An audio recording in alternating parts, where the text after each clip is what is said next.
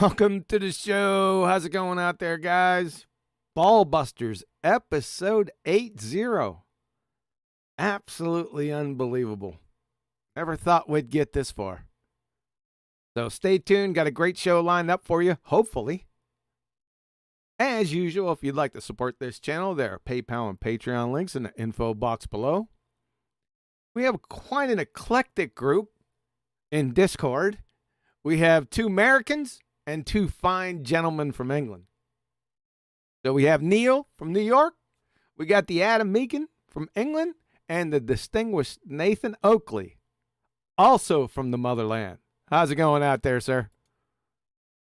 All going well. How are you, Neil? I'm doing great. Adam, you good?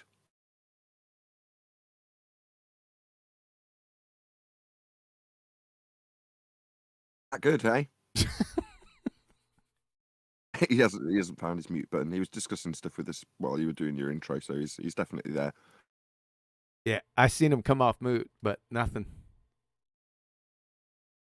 Alrighty then. Absolutely nothing could possibly have changed at Adam's end in the 3 or 4 seconds between us talking and you introducing him. There we go. He's pulled a lead out with his foot or something. Good to be here on another Ballbusters. Very privileged position that we hold now, currently at the tip of the spear of flat Earth debate. Given that past Ballbusters, I seem to remember asking what might come to pass in terms of the elevation angle argument, coupled with the black swan, in terms of a rebuttal that might actually lead to maybe some confusion, maybe some obfuscation. It hasn't happened. They've continued to beg us to have flat planes. It's mad. Now the big thing. Uh-oh, got a little echo. I think we're okay. Now the big thing that I'm seeing traveling through Discord mainly now is all or nothing fallacies. That is, they just rinse and repeat this thing. Even after I tell them that it's an all or nothing fallacy, it doesn't seem to faze them, right? They get shot in the face and then they just resurrect themselves. It's an amazing feat. I don't understand it. So, you know, the all or nothing fallacy, right? Well, the very same sources you use, QE, or you, Nathan, or anyone else, you know, discussing, and it doesn't have to be the sextant, but in this particular case, it is the sextant. The same source says that the Earth's a sphere. I'm sitting there, okay, that doesn't defeat the elevation angle. Are you guys on drugs or something? They just whistle right by it. They go, well, you're citing them, QE. Yeah, I'm citing the source, but not everything the source says. Jeez, oh man, all or nothing fallacy. They just continue down the lane like nothing happened. We're using it to our advantage because this has been in the last maybe week or so. I've been pointing out that their argument in rebuttal, if they had one at all, which they really don't, isn't actually against us. It's hold on. Yep. It's against celestial navigation. So when they try and position it that they're debating with us about some method that we've invented through a flat plane, but no. Method celestial navigation, it requires a flat plane. It doesn't matter if you beg the question of a sphere, you're still going to be doing this method on a tangent plane with a dingleberry Earth below it. They're begging us for a flat plane because that's the way the method works. When they try and argue against essentially how the method works, that would be on a flat plane, they have to subtly reposition it like we're making the claims as opposed to that being the method. Yes. When they do so, they then employ their all or nothing fallacy. Typically, you'd angle this in description towards them not understanding the difference between citations and references. Yep. Here's my citation that shows you have to have 90 degrees below the GP of the star, for instance. Oh, well, on page 17, they also say there's a great circle. Yeah. The thing is, at the moment on Flat Earth Debate, 10th Man's been really good at utilising this with that information. Here's our globe-only reference for celestial navigation. And here's how it says it can only work on a flat plane. Here's how they try and get around it with complete nonsense that doesn't make sense in regards to the method. We point out both. Obviously, in the latter, it's going to be describing and showing pictures of ball Earth don't make sense with the triangulation method. They're still trying to make it make sense. It's a globe reference. Of course. Well, are they shocked that they're going to say the Earth's a globe from a globe reference hostile witness? Are you guys on lewds or something? Don't you get this? Can't you follow this? I know you can't. I know that. And that dingleberry Earth, let me tell you something. When I first heard you say that, I fell out because not that we're winding this into the sewer, but when I was a kid, one of my friends in the neighborhood, for like 2 years he was infatuated with dingleberries, and he'd just make fun of everybody with some angle with a dingleberry, right? And then it died down and then gone. The next time I hear it's out of you saying dingleberries, I was out of it. I was done for, man. Just because of all that back when I was a kid. Can you hear me now? No, but yes, we can now. Do we want to hear you now is the question. Well, I mean, raising the standard from going from hemispheres to hemiroids is... I was just, you took the words out of my mouth. I was just about to cover that. Originally, I said hemorrhoid Earth. It's a little bit too crass. So Yeah. I've changed it to dingleberry Earth. It's perfect, man. Perfect.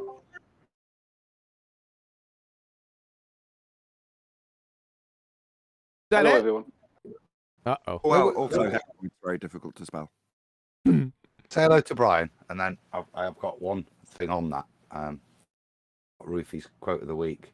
So, all right, Brian. Hey, Adam. Hello, Quantum. Hi, Nathan. Neil. Hello. How's everyone? Good. Yeah, I just have one thing to say before Adam goes ahead. What does a great circle look like on a map? A straight line. Yep.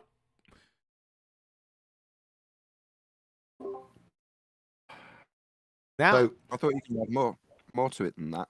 that was it. Is that all you had to Well- say? Well, that's all it needs to be said, isn't it? Yeah. I mean, what did they use? Maps. What does a great circle look like on a map? A line, a straight line. So they're traveling straight line distances.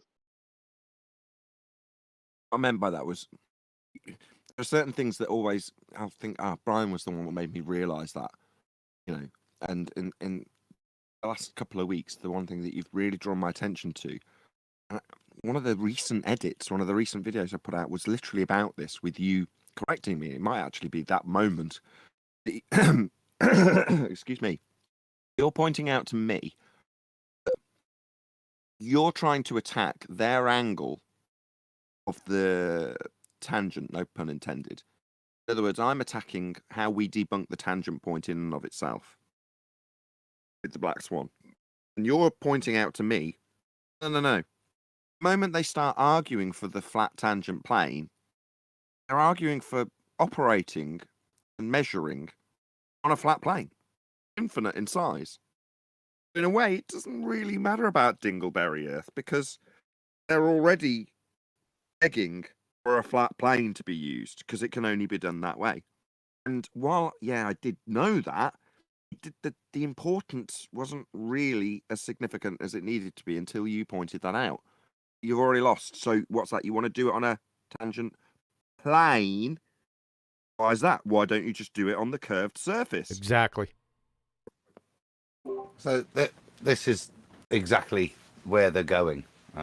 They realise, I think, with the dingleberry, it's a problem. So, question for today, it says, do you understand that when we use the term horizontal plane, when we are talking about elevation angles, that we are not talking about the surface of the Earth? Oh, so you're not doing celestial navigation then? Yeah. Rufy. But that's his comment. That's their angle now. It just shows you that they can only take one tiny little bit and try and Who's that? pretend it doesn't matter. Who's that from? That's nice because we are. Who's that from? Your friend Glenn. Rufy, the numpty from down under. Yes, sir. Yeah. So his horizontal. Where's he getting the horizontal plane then? What how's he doing that? What's it mean? Don't know, but he's not talking about the surface of the Earth. Then you're not navigating the surface of the Earth, you numpty dipshit. So horizontal he's planes have. repositioned- Oh, go ahead, Nathan. Go ahead. He's repositioned celestial navigation to be some crazy flat Earth claim versus his non-celestial navigation version of it that required a flat plane to get the horizontal he described. All right. So once you've utilized a flat plane, you'll move forward and you're begging the question fallacy that uses that flat plane to make your sphere. I see. So you've got a flat plane then, Roofy, because that's the first thing you described. Now, in terms of it not being in relation to the ground, no, your version, your bastardized, non-related to actual navigation version of non-celestial navigation, yeah, that's got sod all to do with celestial navigation. So when you say we aren't doing anything in relation to the ground, no, you can't do anything in relation to the ground. Meanwhile, celestial navigation absolutely is doing stuff in relation to the surface of Earth, and it's flat. I'd have to like it. Yeah, as soon as they start claiming any tangent planes, they are admitting that we can't do these processes on a curved surface. Because if they could, they wouldn't need a tangent plane. It'd be that simple, isn't it? I'm Roofy's trying. in a lot of pain at the moment. I'm trying to figure out. Take this off right here. So he says there's no horizontal plane, but there's a problem. Because I go to radartutorial.eu and they describe a horizontal plane in the definition, and then they provide this diagram for an elevation angle. I don't know, but you see this elevation angle they're taking up to this airplane? You see this right here? You see this flat level baseline right here? That seems to go against what Roofy's saying, Mr. All Definitions are friggin' meaningless guy. I don't know what you're talking about, Roofy, but when they say horizontal plane, they mean it. Right? You see this arrow? It goes to the horizon. Where's the horizon at? Isn't it on Earth? So, I don't know. It sounds like you're just making shit up. It's But can I real. ask a couple more questions? Go ahead. Where's the GP at? Is that not on Earth? Yes. Geographical position. Right? On the ground, right? So when not we, the royal we, he used when talking about anti-flat earthers and ballers who can't do this method on a sphere, that we, no, yeah, the people who actually do celestial navigation, meanwhile, they're looking for a GP that is in relation to the ground, though, but most certainly. What about a fix? Is that in relation to the ground? It gets into silliness, just ridiculousness. He wants to make that statement about, it's not related to the surface. They try and take it, as Ten's shown, back to the centre, but as you alluded to there, and as Brian was, even when they take it to the centre of the Earth, which is the only way they can convert the mathematics to fit in their ball, they still have to do this operation on a flat plane sat at the centre of their ball. None of this is being done in any way really in relation to a sphere. It's just then stuck on the outside, which is why they take it to the middle to bring it out and see where it intersects with the surface of their ball. That's their only relationship to the surface. But I'd say fundamentally, it's still, when they take it to the centre of their ball, it's still all done still on a flat plane with the assumption that big R value that they've moved it by, significantly more than any other dip angle you could ever get, doesn't make any difference to the actual angle, which I think on Flat Earth Debate last week, we were discussing how that's wholly incorrect, that movement change creates an angle change, but they just ignore it. That's not it. That's incorrect. They don't. Center of the Earth? What in the world? Hold on. From GCSE, we're talking about elevation angles here. let's read through and what it is exactly is. So, elevation and depression. An angle of elevation is the angle from the lower object to the higher one, while an angle of depression is the angle from the higher object to the lower one. Both angles are measured with respect to the horizontal plane of the reference object. Nothing in no center of the earth. You're not getting no darn angles. No one's dropping down in the center of the earth. What kind of nonsense is that? You people on Lieu's horizontal plane. The angle of elevation from point A to B, it gives you a diagram right here. See the elevation angle? You see the reference point he was talking about here with respect to the horizontal plane? You see this line right here? That's with respect to the horizontal plane. See the angle and then the object? Next block of instruction, how to sit down. Then point at a horse.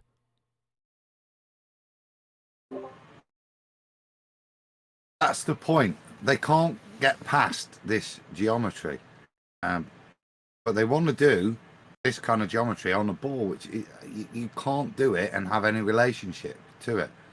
And the point I was making was, so the only way they can do it, to give them a mathematical route out, is to take it to the center of the ball and use these angles, the same angles they've got from the surface. But, as I was saying, but even then, if we go back to that first picture you had up, it still requires them to generate a flat plane at the center of their Earth, which is parallel where the observation's being took to. If we take, let's say, an elevation angle to Polaris from whatever, let's just say we get a 45-degree elevation angle to Polaris, that means we're at the 45th latitude, blah, blah, blah, right? As a constant or whatever. Now, what they did is they then basically decided that, how to put this in the least amount of words, that if they can create a circle underneath that elevation angle and create another flat plane in the middle of that circle, then take an angle from the center of that circle up to meet to where the observer would have been when they got a 45-degree elevation angle to Polaris. They can then use the center of something that they made up themselves. And that's all it is. You know, so the person that's taking the elevation angle, their angle is going one way, and then from the center of this circle that they made up, the angle is coming out the other way to meet where that observer is. And that's the only way they can make it happen. But they still have to use planar geometry. Sorry, Adam. No, that's it, Bryce. This is the point. We're saying that. I was jumping on what you said first, because you said they can't do it, and that you can't do it on the surface of a sphere. Those people brought in Flat Earth Debate that paper we looked at, where it just said, look, this is doable as an approximation, but it's so cumbersome it'd take you hours. Can't be done on there. So all they can do is stick with the standard planar geometry, and then the only way that you can get it onto the ball, like I say, is to create a flat plane in the middle and then wrap your ball around that so that the angles are commensurate with what you've taken on the top, which gives the illusion that works. If, as you say, and the proof is that they made this place up that the angles can relate to themselves, and that's it. You have to believe in the ball to be able to translocate it to a place where the angle, which you know isn't the same, you treat as the same, and do all your calculations on a flat plane, and literally only ever involve the surface at the end after you've done it all. That's kind of where they're at, to try and hold just this stage. And this is the important bit, just to hold this stage of the point of celestial navigation, because this is just what we call all that convoluted shit that I just said, measuring an elevation angle. Yeah, that's where they're at.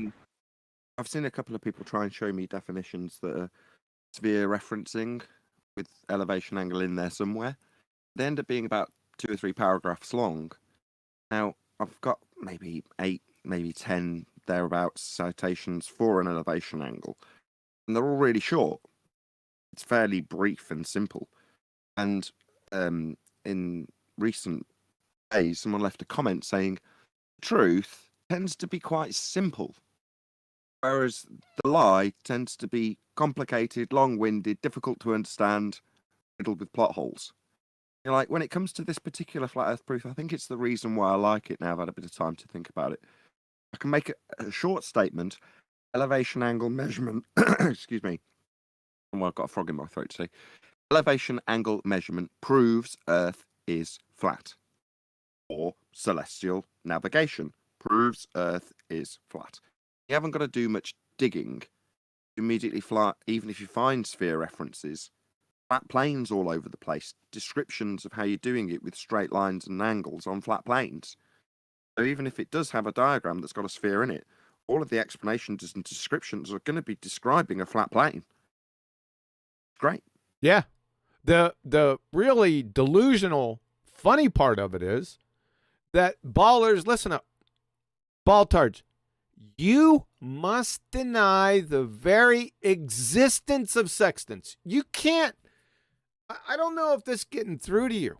You see, sextants are elevation angle measuring devices in our context. Now, it can measure other angles, but within celestial navigation, a sextant is used specifically to measure elevation angles. You can't have that on a sphere. So it is against your religion to even admit its existence. That's the level that we're at. I don't think you're getting this. I really don't think they're getting it. It's like Mao Zedong putting on a challenge or a soybean futures challenge. It's a paradox. It's hilarious, but you don't get it, and it's really funny to me. Expand on why, John. Because for me, the way I understand it is that they keep, as Glenn says there, we're not talking about the surface of the Earth. They're talking about a tangent plane. Well, that means that tangent plane isn't commensurate with the surface of the Earth. Therefore, the angle it relates to has nothing to do with elevation from the surface of the Earth. This is where their double speak undoes them again. Because to be able to give themselves a mathematical excuse, it contradicts the definition. Yep. Or just go with Nathan and say, what does GP stand for? That's it. That ends the whole thing right there, doesn't it? I like it. Ground position, geographical position. Yep. It's over. That's how easy it is to defeat them. Go. Their version, that's the, like I said earlier, not celestial navigation, some anti-flat earth nonsense they like to make up and say that that's got nothing to do with the ground. Yeah, your rebuttal has nothing to do with the ground. Your anti-flat earth / globe rebuttal has nothing to do with the ground. Yes. Celestial navigation has everything to do with the ground, though, isn't it? Yep. And it uses a flat plane. Yep. Yeah, why would you need, as a globetard or as a celestial navigator, to conjure up wherever you got this tangential plane? That's really funny, by the way. I don't know where. I keep asking, where'd you, and you do too, Nathan. You were all over that in the beginning. Where'd you get that tangential plane at, number one? And number two, why do you even need it? You're on a sphere. It's a carnival tent out there, folks. Go ahead. Well, even if you did, going past that, they've got it. And this is what I found strange about Rufy's statement was, why would you then make a disclaimer that this thing that has some validity to the shape of the surface you're standing on has nothing to do with the shape of the surface? For clarity, his globe-believing anti-flat Earth rebuttal in regards to how, not us, but celestial navigation functions on a flat plane, his rebuttal has nothing to do with the surface. Yeah. The plane he creates to navigate on the surface has nothing to do with the surface. Unbelievable. Surface of his sphere that he thinks is dangling below like a dingleberry from the flat plane he's measuring, using, and actually navigating on. That would be the flat, according to him, tangent. We debunk that. Plane. Yeah. His description of that hasn't got anything to do with the surface of his sphere. even though you're actually navigating on that flat plane. And there's no relation used in terms of translation to a sphere. That would mess everything up.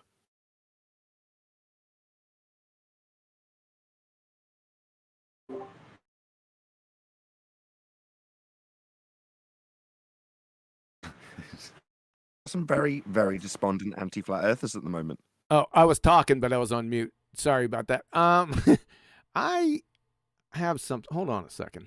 Is that going to be too big? 1 second. I might have to go another route here.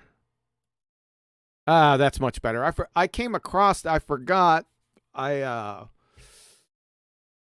copied this the other day with Hoymar. He, with the couple diagrams that he put out. Let me go and throw this on over here, and I'll wait for 10 seconds or so. I'll just talk about nonsense. But this is from Hoymar. He come into the discussion on the Marathon 5-hour show on FED. I think it was, I can't remember the number. 1509, possibly. But it's just go through the videos, and it's the 5-hour one. That's the one, and you'll see Hoymar. He posted one of these. I sent it to Skype. So take a look at this, ladies and gentlemen. We've been talking about the sextant for some time. And I don't know who come up with this. Now, the red, the question marks and in here are all mine. So we know what an elevation angle is, right? It's taken off a horizontal plane, and with the depiction I showed and the definition I gave you, and it's between the object and the surface. Look where this numpty, alpha 53.86, this is the only angle on this diagram, and he said this is how the sextant works. So I'm assuming this is his elevation angle. So his elevation angle is between this horizon that's shooting almost straight up in the air, which is preposterous, right? And what's this? I put a question mark here.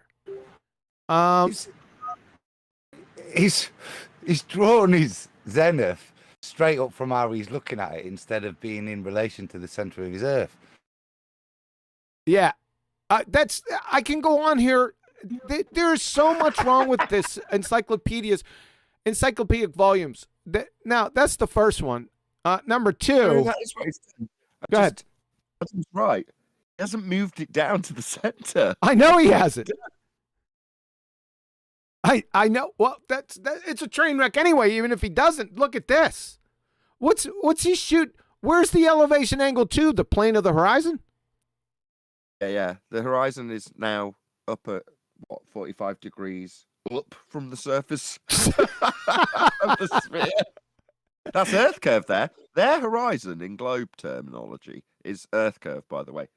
The plane of the horizon where you've got question mark top left. Is that the geometric horizon? What the hell? Yeah. It was sorry. Just as if your zenith is like between the top of your head to the ground, he would have to have proper clown shoes on and be leaning forward to have. He's halved. He's the angle on it. He's literally leaning forward on the surface of the Earth at 45 degrees almost to create that zenith. That's very well. It's nonsensical anyway. This doesn't have anything to do with the elevation angle, folks. You see where the elevation angle has to be? It has to be right. You see this distance? He colored it brown, right? Why did he color that brown? There's no. He doesn't have any angle. The angle should be right here, between the observer. See, he's the blue observer right here. You need to put him up so I can at least see where the angle should be. It should be between the surface. Remember the horizontal plane, which this is not, and the object. He's got it between the zenith and the horizon. This doesn't make any damn sense. Let me ask you a question. This says GP, the geographical position. The geographical position of what, pray tell? What's here? You just draw a line straight through it. He just made this shit up. This is utterly ridiculous. What is this? I'll tell you what, if you look at it, look, it's 53.86 degrees, which if he did line stuff up correct, you look at where that dot is, it's about Liverpool, isn't it? Or, it's about where England is, right? So if you did line all your angles up, because he's obviously pulled that number from somewhere, it's not from the diagram, then that probably would be the equivalent angle to Polaris from somewhere in the UK. Yeah. So that's what it appears to be representing. But what it shows is that he's got no idea of that, and he's drawn it all completely incorrectly. I mean, totally. It's hard to. I put more question marks on it than you've put, John. Now, what is this little pointy finger to Polaris? Okay, so what's that mean? That means that Polaris is a really huge thing. That and all light from Polaris, because it's so big and so far away, but it's so big, all light from Polaris comes in parallel. That's what that's about. I've got a question. Good. Why isn't the position where he's standing on a zenith that moves to the center of Earth? Why is it running parallel to a zenith above Polaris? Why is it running parallel with it? Shouldn't it be reciprocal? Yeah, that's what I was going. That was one of the things I was going to say. The first thing to destroy this is the brown line, because that's not a distance. You straighten out that line, and it'll be longer than between those two zeniths. Secondly, Nathan is correct that what actually is going on here is that if his zenith was correct, it would be coming. It would be the like a direct line from the center of the Earth, and what he would have there as an angle line would actually be a 90 to his zenith. If you think about where his zenith would be coming up from the center of the Earth there, of the globe there, that would be his 90. So technically, that's where his angle would stop. He couldn't. That would be his zero on a globe, because he wouldn't be able to see past that. So on a globe, that would be his zero. What he has as an angle, that would be actually his zero on a globe, and his zenith would be basically the other part of the right angle. If you understand. What would be great? What would be great was to say to him, okay, let's pretend for 1 second that the circled angle that you're using for this example of an angle measurement off to a 45-degree horizon that's not geometric. Let's pretend for 1 second that this is actually useful, as opposed to a complete joke train wreck. Let's see how you do with the next star. You're going to get a fix, right? Let's see you relate another position to a GP on the ground. Obviously, it's going to be on the ball, right? There's a good chance that the next GP will be off the page. Literally, you wouldn't even be able to fit it on. And yet, he's got it with two straight lines running down. So he's, like you said, Huey or Adam, leaning forward, doing the Michael Jackson pose as he's measuring this up at 45 degrees angle off the sphere. This is such a train wreck. Nice example how your ball doesn't work with celestial navigation. Excellent example, in fact.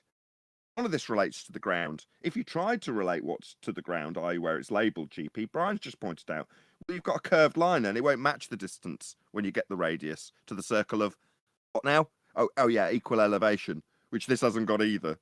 It's a complete train wreck. Sphere doesn't work with celestial navigation. It's just that simple. Yep. Yeah, you can't have circles. You see what I mean? Circles are typically... Take that back. If it were to work, the process would be lengthy, time-consuming process, laborious, and not done. At the end of one of the citations we got, I think it was from Virus, it started off in the introduction describing getting triangles, 90 degrees, really simple stuff, very easy to follow. Towards the end, it had a really, really chunky paragraph with a lot of dense maths and a disclaimer about how it's not done and very complicated and troublesome to do it. So it might not be correct if I say, oh no, it definitely isn't capable of being converted. It might be. But like I say, it's not done, not useful, and long and time-consuming if you tried. Well, we could construct a navigation system using the globe, just using the globe Earth, and then see if anyone can use it in reality. And I can guarantee you they won't be able to use it. They couldn't use the Euclidean geometry. I mean, I think, this is something that Bev covers quite a lot. He's always talking about the geometry, and he just says, well, you can't have Euclidean. And that's the bottom line here, isn't it? You're going to use a flat Earth-based mathematics on a sphere. Why?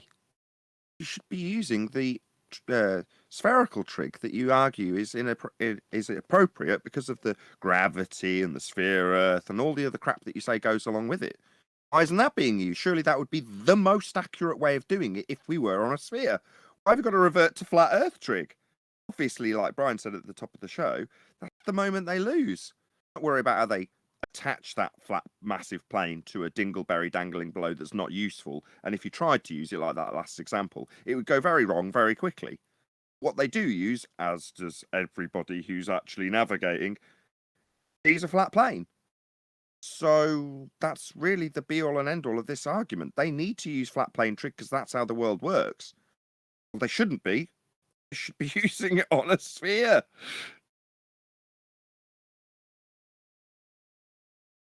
Yeah. As I said, if we constructed a navigation system for just the globe using the spherical surface, if you try to use it in reality, even if you could mathematically wrangle it in reality, no one would use it because it would be too convoluted and troublesome. Especially if especially if you're lost at sea, you don't want to have to be doing a load of maths. You want to be able to find where you are. I've got another diagram up. You guys will recognize this one. Well, that's coming up. This is an open panel show today, so there isn't necessarily going to be a subject matter, but I just wanted to say hello to Flat Earther. We're not going to wait to the end to say hello to you if you did join. I just wanted to point that out to the audience. If you're happening to think, oh, right, I must wait to a break in this to join, don't, because it's an open panel show. Hey, Flat Earther, how you doing? Hopefully somebody's taking you off mute.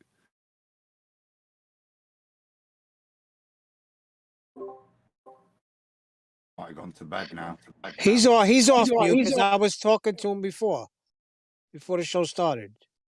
It's fine. It's good enough for me to let the audience know that they can join in with the discussion without prompting. Go ahead, QE. I've got your diagram up. Yeah, this one was from the show as well. This is classic. Yeah, this Two horizons. Yeah, this one. Remember when I posted this? And we were just going off the cuff. We'd never seen the diagrams before, the one previous and this one. And this one popped up, and I was like, what the hell is going on here? Of course, it's got Bob's Whore, this true horizon. It's got the observer right here. Folks, this is a tear-jerking belly laugher train wreck just on its surface. I mean, you don't have to do anything. All you have to do is, just like Nathan said, he's got two horizons here. Do we ever see two horizons? No? Then this is like a Mr. Magoo diagram. It's on its face, it's a belly laugher. Now, can I just pick this apart? So go ahead. The visible horizon is the geometric horizon. That's Earth curve. So the line that's pointing down at about 45 degrees, that's the visible horizon. Geometric, Earth curve, edge, tangent point horizon. We don't see that. We debunked it in 2020 Black Swan.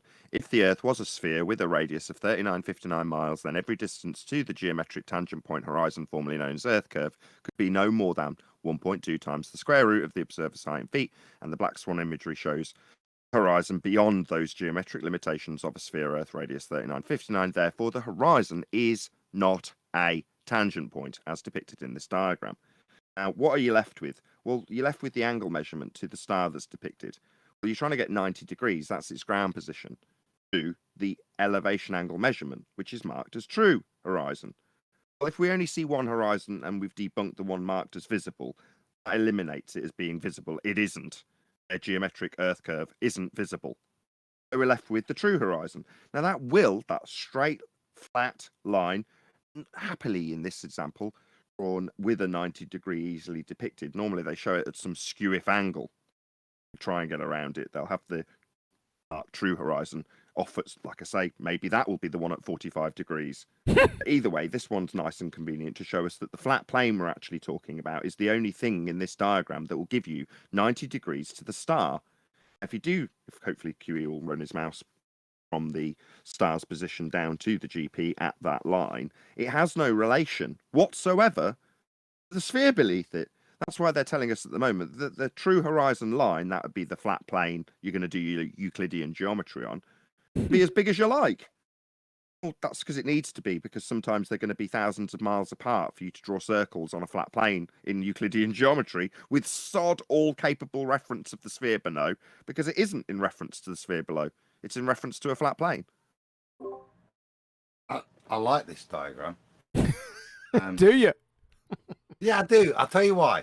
Because you see those two angles that have got arrows: observed altitude, true altitude.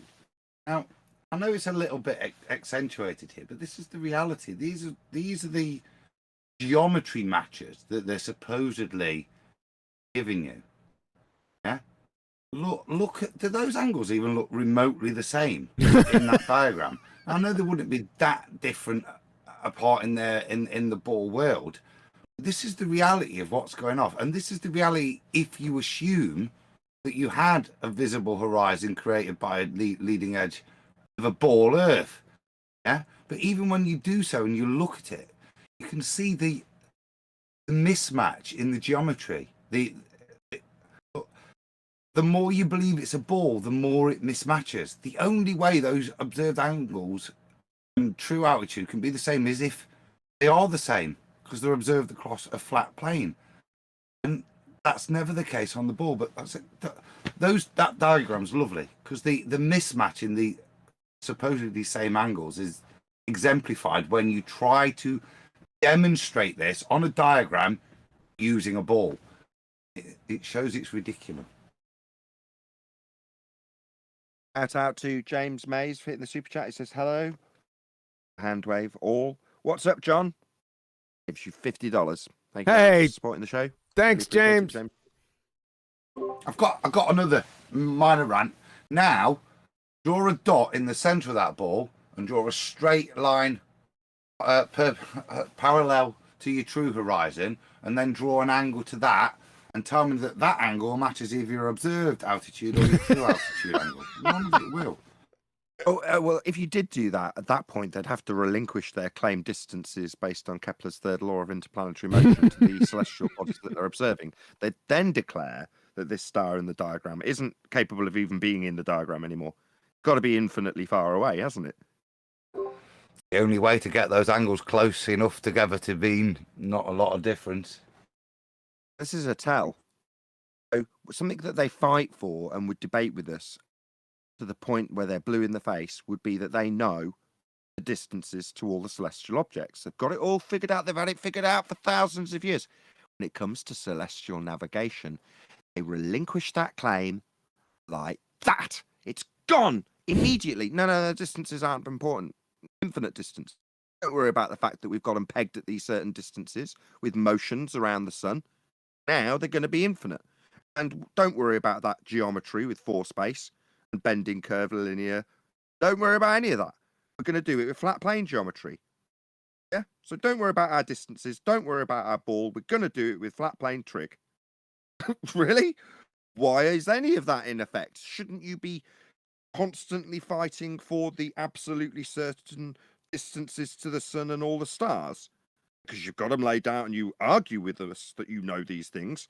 Why would you relinquish it so quickly? Well, because it's a complete killer of a globe claim. That's why. They've got to give up something. Well, they're going to give up the distances to those suns and moons and all the planets that they've said that they are immediately when it comes to this claim. I wonder what else they'll be giving up in times to come. The ghost. Distance to the sun, my ass. You'll give that up immediately when it comes to celestial navigation. Back to what Adam's. I'm sorry, Adam. Back to what you said. I didn't catch. I was more or less focused on the horizons when we pulled this diagram up. Like I said, we didn't have our time, due diligence time. It just popped up. We tore it up pretty good, but this is pretty funny right here. What's this angle to the non-visible, visible horizon that's at a 45? All their horizons are at 45, right? Who sees a horizon at 45 degrees?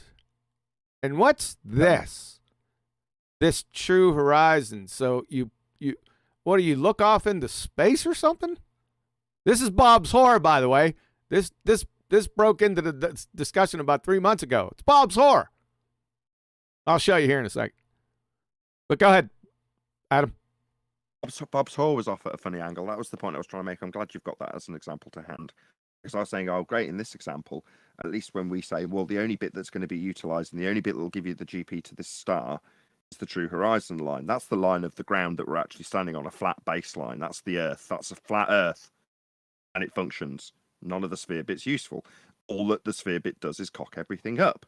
But when Bob drew out his HOR, he didn't have it like this, horizontal to your end of the diagram. He had it, oh no, he did in this one. Oh. That fucks up my point. There is something totally wrong there. It's that on that diagram, just there a second ago, this is how you know they're not dealing with reality. Besides the fact that they have that circle, supposed to be the globe underneath that flat plane, that line that's going down to what they're calling a visible horizon should be going out to underneath the star on what they call the true horizon. In reality, that's where that should be, right? So that visible horizon line from E, right, which is the observer's eye line, that should be going out to just underneath the star on what they call the true horizon there, right? And then that line going from the E down to the 0, right? That's the eye line down to 0, which is sea level, right? That would be the height of right correction. That's right. What they're doing here. Totally kills the original angle. Go on. The creation of the angle direction.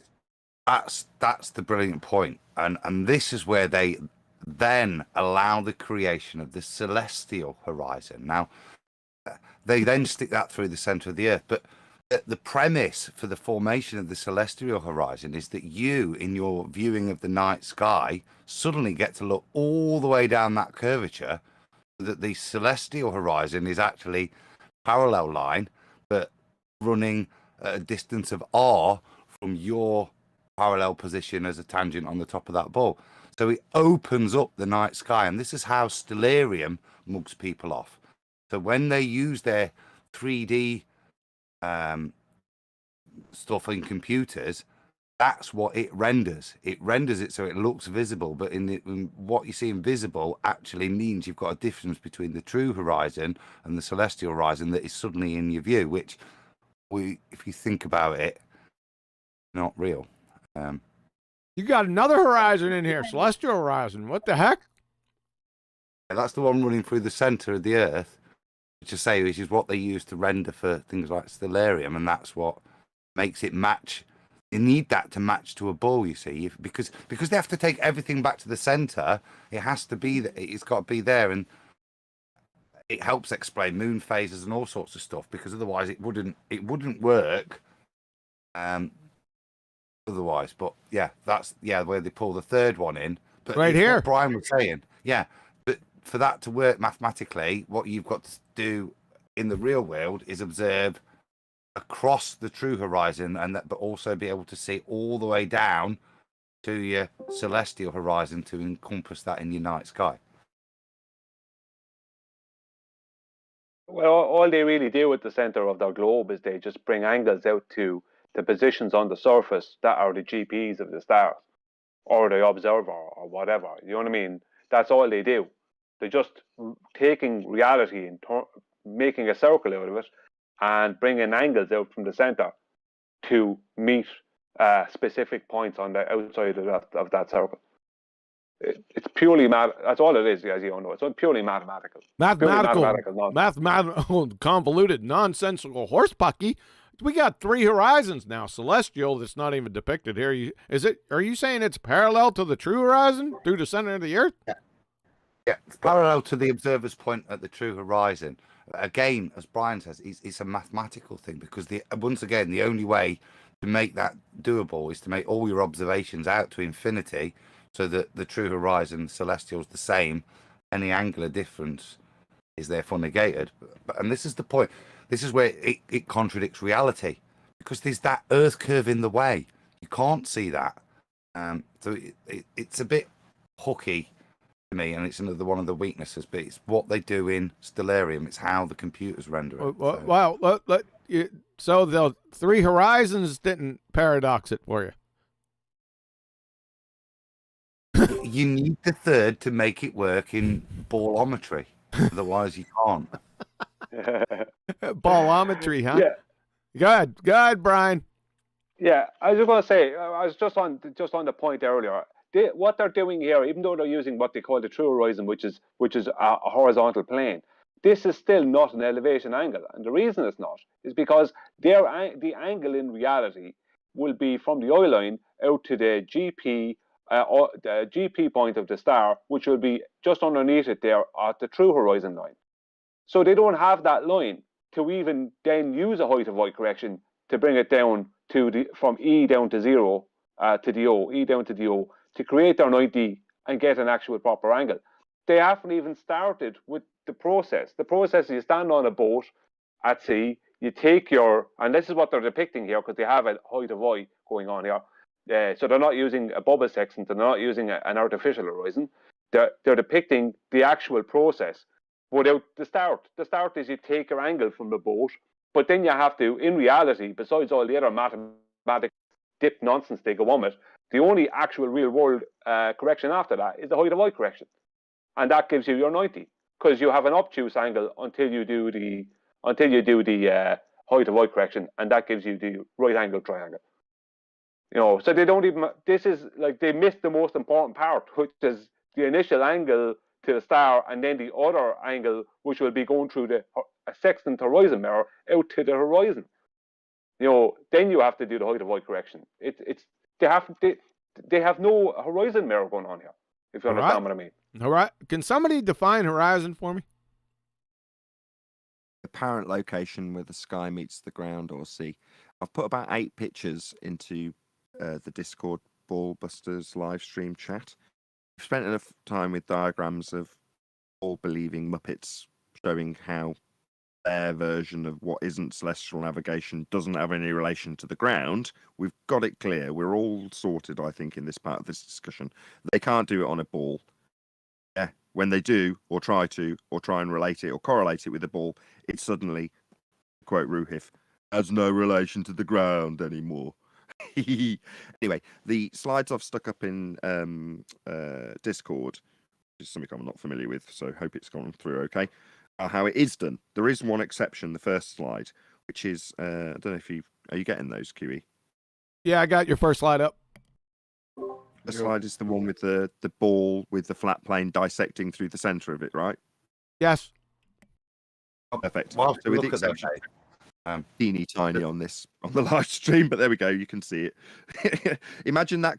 Is it green? I'm colorblind, but the green bit, the flat plane bit with a line coming out of it, that could extend in, according to them on the ball side, according to what they're telling us, infinite. An infinitely flat plane with a tiny little sphere in the middle of it that won't bear any relation to any angles that you're measuring. That's the first one. As you flick through the rest of them, all the rest of them just show the relation that you actually have to the ground when you're measuring an elevation angle. And they're from various different documents and books that 10th Man has gone through with us on Earth Debate.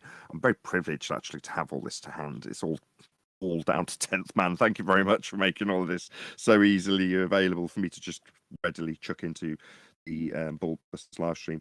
But yeah, hopefully QE will stick those up for the audience as we're chatting about this. But I want people to see how it is as opposed to how it isn't for the rest of the discussion, because this is very simple stuff.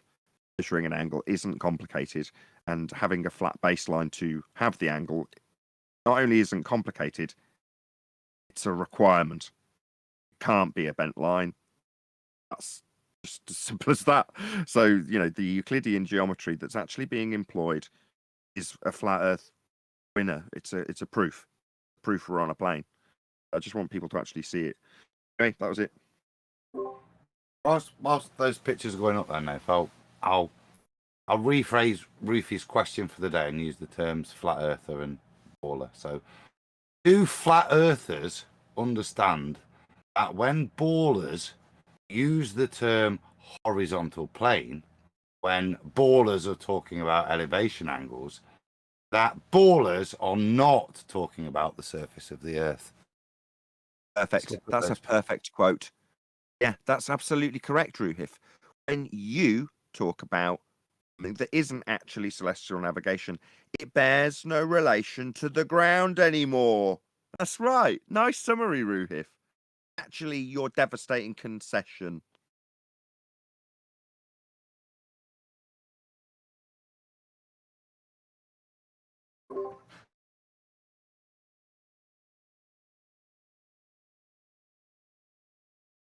I like quotes like that because somehow in his deluded mind, Ruhif thinks that he's somehow winning a point by telling us that the method he employs, which bears no relation to the actual method, has no relation to the ground.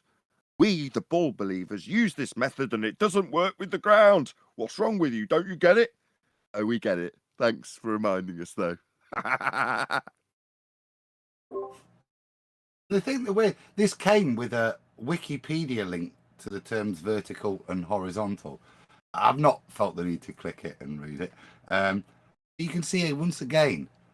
It has what they have to do to assert themselves, to reaffirm it for themselves. Is take something to hold it together. But you know that Wikipedia, when it talks about the terms vertical and horizontal, referencing the nature of the Earth, and that's why he can use that, because he can't, as he admits, he can't reference the surface he stood upon, that he's going to navigate upon to do his maths.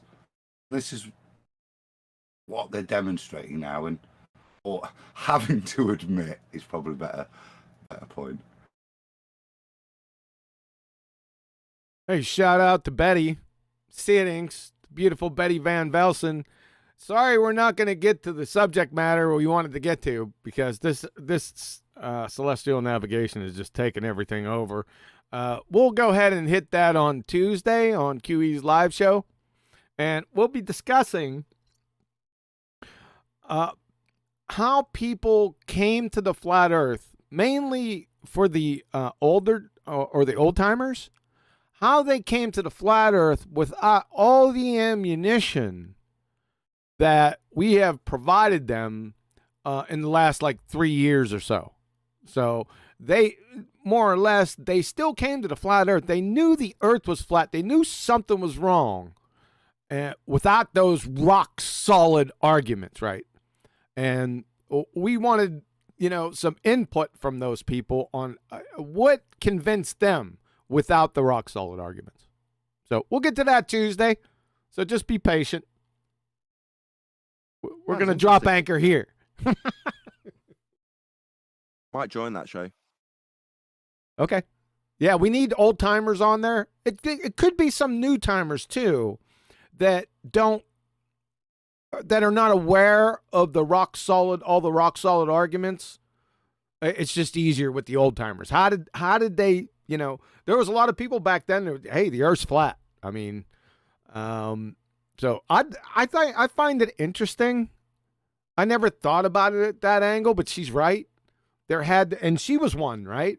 The first lady of the flat Earth, beautiful Betty Van Velsen. She is literally the first lady, because she came into it somewhere around 2014, early 2015, if I'm not mistaken. So we're going to interview her on Tuesday and get her take, and then go through, preferably some old timers will join and give their takes. I find it very interesting. I absolutely found it interesting. When I first started on YouTube and I was still working, I think I was still working full time back then. First question I asked everybody I interviewed was, how did you find out the Earth was flat? To try and divine some idea of their motivation in that regard. What was it that convinced you? Now, looking back on it now, with this particular proof under our belt, the elevation angle argument, I look back on it and I ask myself the same question. What was it? Because I haven't been satisfied with any of the flat Earth proofs. I know when I've brought this up in the past, QE, you've gone, no, they're all rock solid. And I've gone, no, I agree. I haven't disagreed with any of them. I haven't said none of them are sound. I just didn't like them. So what was it that convinced me? Well, I'm like, well, as far as I'm concerned, my own senses, my description when I was asked the question was, having a bad feeling, if you like, prior to finding out the Earth was flat, or prior to having the information offered up to me to assess. I knew something wasn't right. Chocolate has the same attitude, almost identical to this in terms of how it describes it. Go through school and swing the bucket around and telling you about gravity, and you're like, this doesn't make any sense. You go through the rest of your life from that point forward going, this doesn't make much sense. But you always put it to the back of your mind, as opposed to going, no, it does. It must make perfect sense. They've told us it's a sphere. They've told us as you look out over this sphery surface, it's not going to fall away. This doesn't make any sense. But like I say, you always put it to the back of your mind until someone says, well, actually, no, it's just flat. Yeah, of course it's flat. I didn't bloody realise. I feel so stupid. But at that point, I hadn't got an elevation angle argument to go to somebody else with. And all you end up with is the opposition telling you how wrong you are. So it is kind of maybe like Betty, I'll be assessing what is it exactly that takes you to that point when you haven't got a rock solid proof to offer up for someone who asks you the same question. And again, over the last couple of weeks, my assessment of the people around me is a lot of them actually take it on faith. Flat Earth, that is. A lot of them don't really know that they're on a flat Earth. They think they know, but they don't. I think I was one of them for a period of time. You just take it on faith. You think you know, but you don't really know. And that comes back to the same thing with interviewees saying, well, there were stages where I started to question it. It's like, well, if you've got to a stage after deciding to declare to the public that it's flat, that you're questioning it, then you weren't convinced and you hadn't proved it at that point that you'd started declaring it. Exactly. You got it. Yeah. You're all over it, Nathan. So it's going to be very interesting come Tuesday, but we'll get to it. This is just dominating the discussion now. Well, the argument's been over for like 4 or 5 months. This is just death throes from delusional numpty baltards. Third grade geometry, folks. I'm telling you, this is all it is. If you pass third grade geometry, you are a flat earther by default. I'm telling you, that's how easy this is, man. That's why we love it. Got another answer to a question that was posed last Ballbusters. Sure. Why was it that when we had things like Red's rhetoric saying, I'm going to paraphrase him and or update his video from 2015-ish, 16 might have been, but he did a response to, sorry, I'll start again. Smokescreen Design did a response to Red's rhetoric, who was doing a response to Jeranism. Right. The measurement, elevation angle measurement. I just dropped that in there. Yep. The moon. And in that particular discussion, Red Rhetoric had taken an elevation angle measurement from a flat plane using Euclidean processes and then inserted R. And Smokescreen's Design was pointing out that, well, it works both ways then. You can do it on either. How wrong he was. Smokescreen Design, I hate to say it to you now after we praised you so highly, you were wrong. It doesn't work both ways. Correct. It only worked on a flat plane. We just didn't see it. Right. We were there arguing about how, at the time, well, you've just inserted R, so we started attacking R. Oh, no. Why didn't we realise back then? This is my point. Why didn't we realise back in 2015, 16, 17 that the whole time this entire globe model used a flat Earth process to get to it? Why didn't we recognise it? Because we didn't have the black swan. It is that simple. When I assessed it, I was tossing and turning over this. I've got to be honest. I was like, why didn't we recognise it? Why didn't we see it? Why didn't we get it? Well, because up until the black swan, imagine Virus, the most recent. I'm going to release this tomorrow. I'll plug all my videos that I'm going to release at the end of the show, but I'm going to release I'll plug, just relevant. Tomorrow, Virus was trying to argue about the straight line to the geometric horizon he used to justify the tangent plane. Well, had it not been for the black swan, we would have then entered into an argument about how he has all of the stuff we described at the beginning of the show, all the wrong angles that don't measure up on the sphere, as opposed to, I've got a tangent point. What you're talking about is a bull horizon. What are you talking about? 2 horizons in this diagram. We wouldn't have had any of that ammunition if it wasn't for the black swan. In other words, this argument is absolutely rock solid, undefeatable. The elevation angle argument, that is. Would it have been if the black swan wouldn't have been in effect? No. Not because the argument wouldn't have been any less strong, but because we would have had the ability for our opponent to dilute it down and convolute it down with a geometric tangent point. And that's immediately what they went to. It just failed on its arse immediately because black swan. That's why we didn't recognise it. That's brilliant, though. Talking about my journey was ball earth maths, wasn't it, to get here? And fundamentally. No that one requires- asked. No, I'm going to get with I'm trying to link, but that's only broadcasting. That again is fundamentally horizon being ball Earth curvature. And when we went in, the Black Swan reaffirms that. But when we went into all this sex and stuff, you can get led down this path, and there's so been historically constructed stuff. All the pictures that Tenth will show you, the old almanacs, all these pictures about IP. And when you are bothering to spend hours and hours researching and reading that knowledge, that however they're now describing it, we know that this is incorrect. So whatever's happening isn't what's being described in these navigational books. We are not using the leading edge of a ball to define horizontal. Yeah. And the fact that you know that is the reason you bother to read, and why we went further and further back to find the older stuff where it describes it optically, how it's doing it just from an optics point of view, with no relation. Well, no. Yes, a relationship to the ground, but the only relationship to the ground was the observer's height, nothing to do with additional curving of the surface, which is how it's described later. I said, I don't think I'd have gone back and spent hours and hours and hours, and don't think Tenth would, without that surety that the Black Swan gave you. Even now we know they're mugged off because they're describing it like that, but we know it isn't the leading edge. And yeah, I love the Black Swan. To me, that's why I say it's always still number one above the sextant, because it's fundamental destroyer, and it's for the old timers. Nathan's show, started out with the sole premise of them arguing that. And that's what's interesting, where we're still here now, that they don't even have that humility to say, you know what, guys, we still believe it's a ball, but we have to admit that all that crap was wrong. You know what I mean? All we believed in and what we used to verify our position is incorrect. What you get is a liar, in actual fact. I don't think, you keep on saying that, I don't think there's, one's above the other, right? They've always been connected. Like I said, the sextant argument was birthed microseconds after the Black Swan.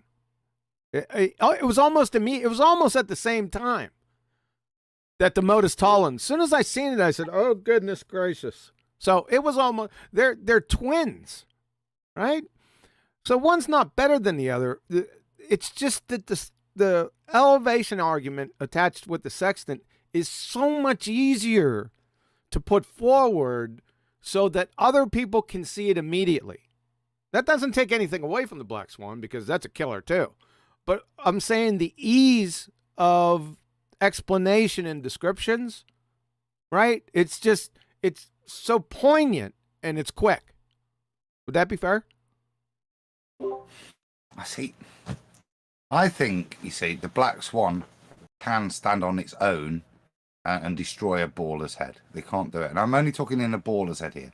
Right. But with sextant use, and like I say, with regards to dip, etc., that if you didn't have the Black Swan to completely negate that this fictional point that they're doing their maths to hasn't been debunked, then they can hold on to it, and therefore it's not as convincing. That's why she's still. I understand what you're saying, but I think they're connected by the lips forever. I know they are with me because it happened at the same time. So they complement each other. I understand what you're saying. I just find it easier, like exponentially easier to just kill it quick. That's why I love the elevation angle. I'm not going to put number 1 or number 2 on it. It's just that I just go right to it.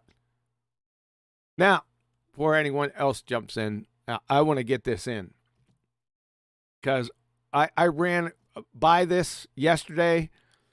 This is a question from Anthony M. And I wrote it down when he sent it to me, right? And I put it, in a save section so I wouldn't forget it, and I forgot it. But yesterday I was running through my stuff and I seen the question. So he PayPal'd me a question. Anthony M., I hope you're still out there. I apologize for forgetting about it. A lot of things have been going on. I'm not going to give any excuses. We'll just go into it. Here was his question. Listen closely.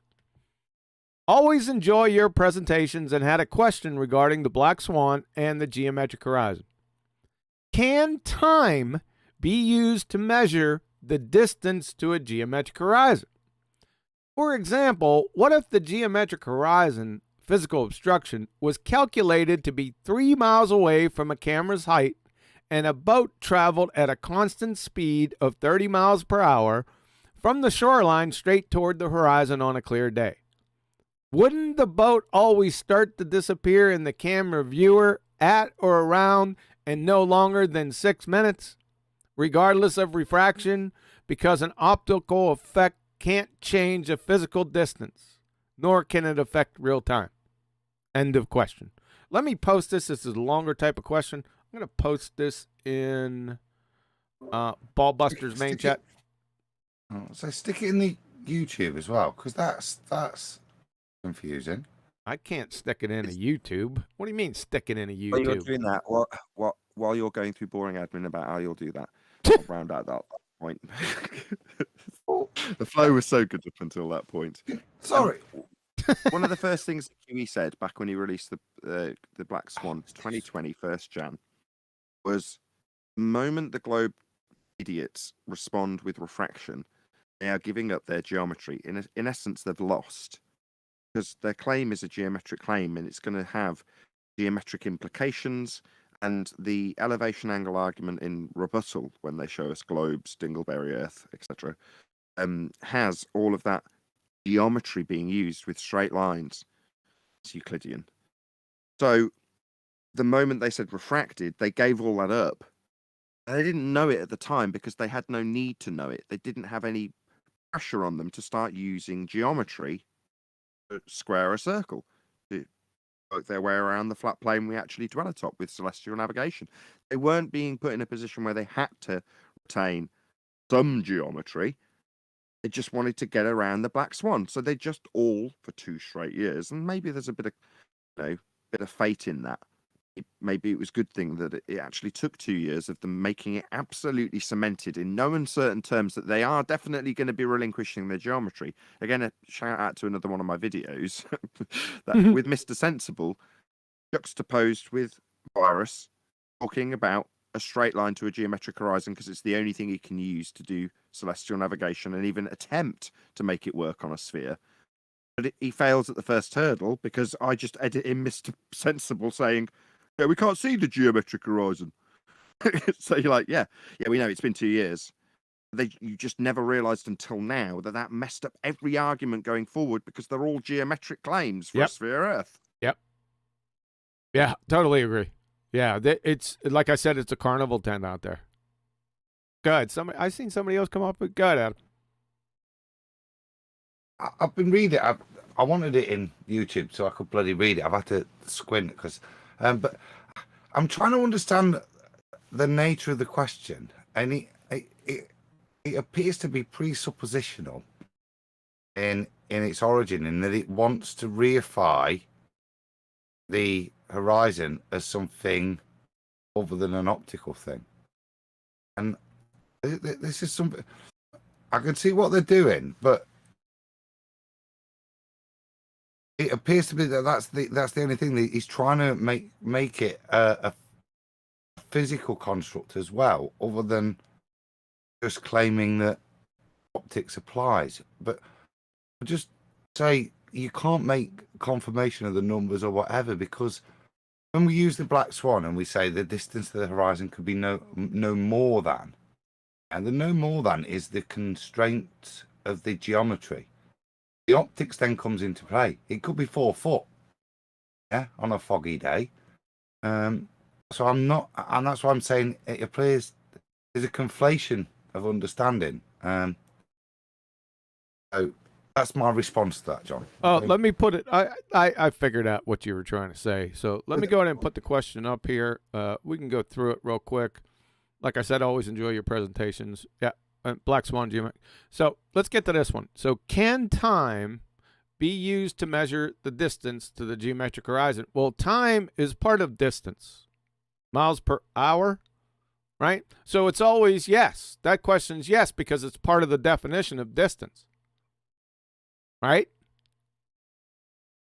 Correct? No, that I didn't want to get into that because you could define it like that, but you're not really. You're not using time, are you? You're just timing something with those known parameters of what you've also measured, which is your speed. So, but in a fundamental way, you're utilizing time, aren't you? In that sense, but you're not using time to measure something. You're using the fact that you're measuring how long you're going at a certain speed. You're using the boat to measure fundamentally still. Right. You're not using time. It would be my only. No, you're going to run out of fuel. You're going to run out of fuel. There is no geometric horizon. Yeah, I figured you were going to go for that.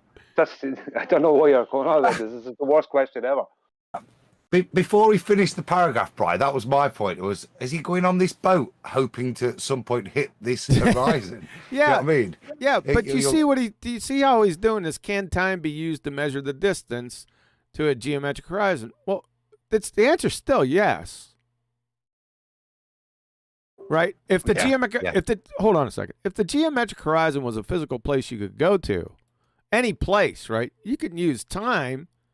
That's part of the distance formula. Is what I'm saying. Right?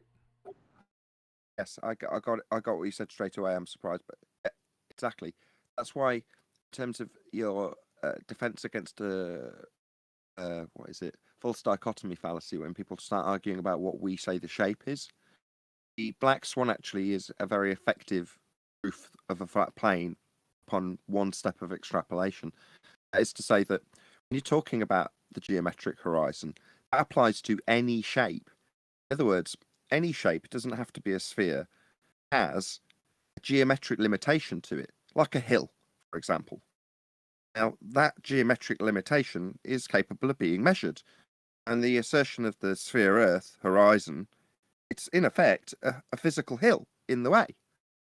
And as Adam just pointed out, that has geometric limitations that you can measure physically. The horizon doesn't have those properties in reality. Right. So in terms of trying to juxtapose in a physical limitation, that could you measure to it if you had something that could measure by way of a distance and calculated with speed? Yeah, you could. If we had a physical limitation, that would be a geometric horizon. And it wouldn't matter if it was a complex dodecahedron shape. It would still have limitations to your view at a point where an angle met and the rest of the ground fell away after that angle. That would be the limitation to your view, aka a geometric horizon that you could physically measure to. Now, transpose that at one step back towards heliocentrism, a sphere edge, a physical Earth curve, you could measure to it. Now, I'm slightly exasperated because isn't that bloody obvious? There's a whole series of maths called Earth curve calculations that tell you how to measure to this point. Look, there's a boat beyond that point I'm measuring to. Yeah. It's gone over it. Got this boat falling over this edge. Here's my maths to show you where the edge is. Yeah? But they claim they do measure to it. Not only do they claim they do measure to it, it's the basic premise of the sphere Earth claim. We've got Earth curve. But that's why my exasperation when people start talking in these terms about whether or not you can measure to it. Yeah, you've got a whole bloody series of maths that begs the question of it. Yeah? Meanwhile, we debunk that point, tangent point horizon, formerly known as Earth curve, with the black swan. Right. I'm going to go with no then. Now. I want to answer the question. Can time be used to measure the distance to a geometric horizon? Now, we've gone through the disclaimer that we're going to use time as a component of the speed of the boat. Okay? Now, the point it's going to go to is the point of optical dissolution, whether it's on a ball or on a flat plane. Yeah? Yep. So, no, you can't use time to measure this. I see what you're saying. Yeah. Because I see what you're saying. See, let me justify. Yeah? Hold on. Let me justify. No, let me just finish the statement. Hurry up. As we state with the black swan, then it can be no more than 1.225. Right. So that is the geometric point, but the optics will always be less. So no, you can't. Right. I'm tracking. You're exactly right. You see, what I did, I stopped right here after distance. I rendered this moot, right, when I shouldn't. That's what I did. I don't know why I did that. It's just that all I heard was, can time be used to measure the distance? And I put a period there in my mind. And I'm sitting there, well, yeah, because it's part of the distance formula. Right? But once you add this, then problems start to arise. Right? And you all went over them. I'm not going to belabor the point. So the simple answer is no, we don't have a geometric horizon. I've changed my mind. But the time And it can't be comes used. back to what, just one more bit of ramble, Bri. So if you could do celestial navigation, I'm sounding like Arwen here. If you could do celestial navigation on a ball, right, to define GPs, then technically you could use time to measure the distance to the horizon if it was. Yes. Sorry, totally Arwinian. Sorry for interrupting you, Brian. Thanks, Adam. Go ahead, Brian. Yeah, thank you. No, like even if you put a marker at where the globe's geometric horizon, let's say, would be, let's say you put a marker out a few miles out at where it would be at that point, right, if it existed, and you try to drive a boat towards it, if you change the speed that the boat is traveling within that 6 minutes, Right. then, you know what I mean, that could change everything. Yes. It comes back to miles per hour. So if you make it faster or slower, that changes everything. So no, you can't. Yeah. Time can only be conceptual and not a measurement. Yeah. So, and right here, wouldn't the boat always start to disappear in the camera view at or around or no longer than 6 minutes? Yeah. Well, I wasn't concentrating on it, regardless of refraction, which stood out to me. Right. We already dealt with this up here. I don't want to belabor the point anymore. I think there's no meat on that bone left. Regardless of refraction does not affect. Listen up. Not only you, Anthony, everyone out there, because a lot of people aren't getting this. Refraction is not, whatever that is, by the way. We still haven't got a definition. But whatever it is, it ain't affecting the horizon, even in their fairy tale. It has no effect on the actual horizon to begin with. And we're in their fairy tale. Now, outside of their fairy tale, this is a tear-jerking belly laugher because they're using refraction. This is a fallacy because what they're doing is using equivocation, bait, and switch between Snell's law of refraction and their dreamland. They don't even know their dreamland refraction. When I say they, I say the average skank and foul baltards we deal with every day. No one has ever defined refraction for me. Any of the baltards. I'm not talking about Andrew Thomas Young or any of those. I'm talking about the actual baltards that defend this horse shit. Yeah, everyone follow this. That last sentence is interesting, isn't it? Wouldn't the boat always start to disappear in the camera viewer at or around and no longer than 6 minutes, regardless of refraction? Because an optical effect can't change a physical distance, nor can it affect real time. No, because we're talking about an horizon, yeah, which is an optical effect, right? Yeah. Now you can use geometry to kind of limit that horizon. Yes. That horizon is still going to be formed optically, and then maybe limited by geometry, but it will always be an optical horizon. Yes. Yep. Furthermore, in terms of optics, he's wrong. Just look at it through an iPhone lens, which is much smaller than your resolution limit that your eyeball can produce. So often when you're looking out into the distance, or not even into the distance, not very far away, you go, oh, look at that. I can make out all this detail. You bring up your iPhone, go to take a picture, and you go, can't see any of that detail. Why? Because the lens is too small. So if you looked at the same boat through a smaller aperture, then the resolution limit would be reached and breached sooner. So it would disappear in a shorter period of time. That's true. So he's wrong on many levels. that means your boat, if you looked at the boat through your iPhone, it'd be going twice as fast. Yeah, and if you moved really slow, then 6 minutes later, you'd only be like, I don't know, 50 foot away from the shore. You know what I mean? So you could move really slow and not go anywhere and not disappear at all. Yeah. So I hope, Anthony, I hope we answered the question. We went through this. Like I said, I apologize for not getting to it before. That's on me. If you have any other questions, you don't have to send another PayPal. You could just, DM me in Discord or underneath the YouTube video. So I hope we answered your question and we can move on. QE, could you put up that? Sorry, Nathan.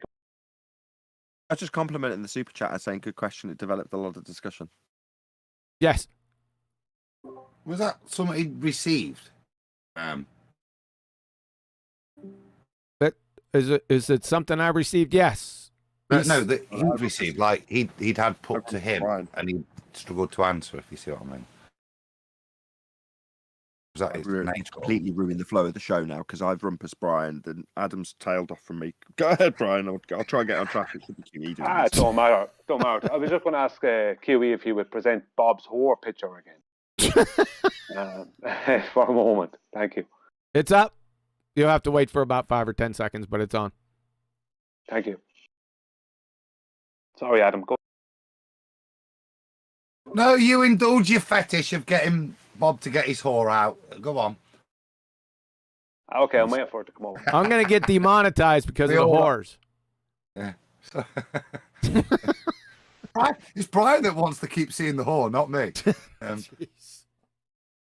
Yeah, I just wanted to point out something thank you, QE. I just want to point out something, right?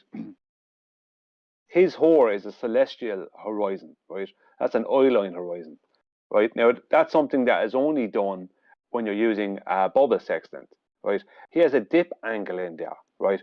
Which means he doesn't know the difference or the use of a bubble. It doesn't seem to understand why his whole diagram here is completely wrong. There is no dip correction with a bubble sextant. The dip corrections for a star is only a mathematical globe thing. The height of eye correction is the only real world correction. But what he has there is a celestial horizon, which is something that you use as a parallel to the surface of Earth. You're making an absolute parallel to the horizontal baseline underneath you when you're using a bubble sextant from an airplane. Well, wait a second. Wait a second, Brian. I was told the celestial horizon dissects the sphere, but dissects the center of a sphere like it gives a cross section. That's the equatorial plane. Yeah. Well, I mean, we'll call it the eye line horizon then. Right? Like, just to make it very simple, because I hate all the terms because they do confuse people if someone doesn't know what even me, I kind of go, I thought that was this, I thought this was that. That happens to me too sometimes because when it comes to globe stuff, there's like 10 different versions of something. So, but he has a dip correction here. There is no dip correction when you're using a bubble sextant. That's the point of it. That the whole point, or if you're using an artificial horizon, there is no dip. There's no need for a dip because there's nothing to correct. The point is you already have a 90. The height of eye correction is just to give you a 90. I'll throw out a few props just along that theme, Brian. So props to you and QE. So in debate about 10 days ago, I hadn't quite twigged what was going on with my opponent, but you and QE very much had. And I only realised this about a week later when I was listening back to that particular show. But basically, what they've got to try and do now is convolute a regular sextant with a horizon mirror with a bubble sextant, because then it can convolute between a dip correction and one that has no requirement for a dip correction, and that process will convolute the discussion a little bit, hopefully enough to confuse the audience. Now, fortunately for me, on great shoulders, I was standing at the time because you and QE caught it where I definitely hadn't. As you were saying, no, we're not talking about a bubble sextant, because my mind just went to, well, bubble sextant's just as good a flat earth proof. What's wrong with that? That's all that basically I'm skipping along in the clouds, completely oblivious to what you and QE very much knew was going on with that particular tactic. Yeah. No, convolute the dip correction Yeah. to a sphere Earth Yeah. with a bubble sextant and the horizontal plane it creates with what you're now describing in this diagram as the Hor Yeah. slash In celestial fact, horizon. In fact, I'm going to interrupt you. You pissed me off. You shut me down. QE, shut up. I'm there. What? I got him. Let me at him. Right? Well, Brian, well, that's why I'm giving you props now, because eventually it fell on Brian to actually get the opponent to appreciate that he was being shut down, because I even didn't realize it, like I say, till 10 days later when I listened back. Yeah. But Brian, you were all over it, as was QE. I didn't even know what was going on. I would have very happily in that discussion let him move and segue onto the sextant. Before I knew it, I'd have been lost in convolution. But thanks to you and QE, you were like, you weren't letting it happen, even if I didn't know what was going on. It was great. Yeah, you shut me down. You went red herring fallacy chasing. I didn't know. You don't know what you don't know. And I'm grateful that I've got people around me like that. Uh-oh, Neil was rumpusing you, Nathan. Go ahead, Neil. I said sometimes Nathan's a hog. No, he gets it in his head because he hears something and he wants to go on it. I understand that. I knew where he was going. I just didn't want him to go there yet. There was some fish to fry before we got to where he was going. But go ahead, Brian. Thanks, Huey. Yeah, no, sorry for cutting in on you. No, Bob's diagram is very good in one way because it shows exactly what the guy that was in, I think it was your man Hoymar, was trying to do, and what they all are trying to do. Because they're trying to, because the dip correction does come up, but it's a mathematical thing from a geometric horizon up to the real horizon, the surface of the water, right? That is only a mathematical thing. And then it's a mathematical thing that doesn't need to be done. All that needs to be done is the height of Y correction to bring the vertex down to the surface of the water underneath the observer. That's all that needs to be done. Now, the thing about it is that what they're trying to do is bring up a dip correction up to the eye line, right? And use a bubble sextant to completely avoid the surface. That's what they're trying to do, as you spotted yourself as well that day. That's what they're trying to do, bring that dip correction up and then convolute between a Mariner sextant that uses a horizon mirror and a bubble sextant that doesn't use an horizon mirror, doesn't use a horizon. It creates its own one with a level. So let's just say, and its own baseline, its own horizontal baseline with a level. But that's an imaginary one, sorry. But that's what it does. So they're trying to convolute between the two because it allows them to avoid the surface. Not every time, I don't care, no matter how many times for months now, since sometime last year, I've mentioned the height of Y correction. Not one of them will address it. And they have people like Phil B in the chat now who thinks that he doesn't even know what I'm talking about. He's completely getting me wrong in the chat. He doesn't even know what I'm talking about. He thinks that he thinks the dip correction. Just before you moan about the chat skanks, sorry, because you're on a roll at the moment. I don't want you to go off track too much. You caught it, and you're not going to let that go. And I'm grateful because now it's obviously prevalent in the front of my mind whenever they try and do it. But on the other hand, something else that you mentioned about 3 or 4 days ago, maybe a bit less, it might have been on Friday, was that, well, what they're going to gain from that. So you're saying, well, yeah, they don't get it near to the ground. Well, that's the first half of what they're trying to achieve. The second half is what are they actually achieving? Well, they're achieving a horizontal baseline, aren't they? What would that be? Flat plane that this is all going to be in reference to? Again, you were the one standing right there, saving my ass, basically, because you've got your edge screwed on correctly, and you can see where they're going with their argument, where I didn't in both instances. Like, well, let's not argue about the tangent that's attaching this massive flat plane we're actually using to the globe. Let's just focus on the massive flat plane they're going to be using when they draw out this horizontal, the second horizon in their diagram. Let's just focus on that second horizon. What's that? Flat plane we're actually measuring and navigating on. Yeah, let's focus on that. At best, this gets them what? Flat plane to use. Yep. With the sphere. Yep. Yeah, it still doesn't work for them. I mean, Nathan, you have a lot more going on, so you're watching a lot more stuff. So, I mean, you are pretty sharp for the amount of things that you catch, considering you're watching so many different things at once. Whereas I just have to listen in and look for my time to get in to say what I want to say. So it's a bit easier for me, in fairness. But the thing about it is that they don't even understand it. Even using a bubble sextant, creating that kind of imaginary horizontal baseline, that still doesn't work mathematically for their globe, because all that can become, as far as a circle goes, is a chord, which doesn't match the arc. It doesn't work. A straight line distance will always be less than an arc distance, and that's just the way it is. It's like they'll never, it'll either be too little, or it depends on what way it's taken, but a straight line distance will either be too little or too much. So the coordinates would never work on the surface of the sphere. Yep. But just on Phil B said there that if we don't need a dip correction, neither do we need a line to the GP. Completely missing the whole point. He doesn't know what the dip correction is, so... What a No, numpty. stop. Everyone stop. Again, like with Roofy, take that don't read between the lines. Take it at face value.